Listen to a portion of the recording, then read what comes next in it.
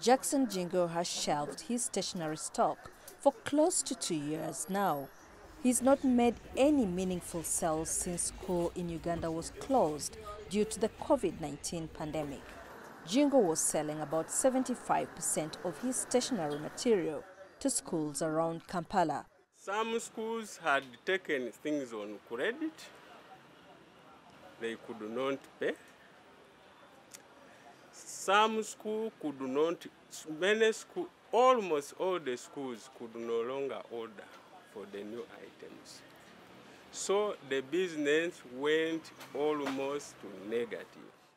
The closure of schools has left businesses like Jingo's struggling to stay afloat. Many now depend on walk-in customers, which doesn't fetch much. This street in downtown Kampala is a one-stop center for stationery material. Many of the traders here were making big sales to schools before the pandemic broke, but now business is slow. The UN Children's Fund says Uganda has kept schools closed longest globally, despite registering low coronavirus cases.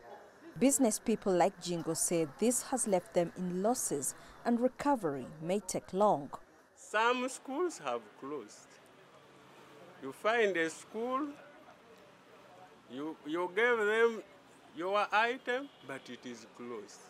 Some directors left the business. Some schools, in fact, have been converted into rentals.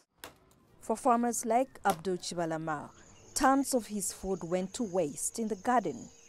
He used to supply schools with cassava, sweet potatoes and bananas. He also owns forest plantations, and this is his only hope.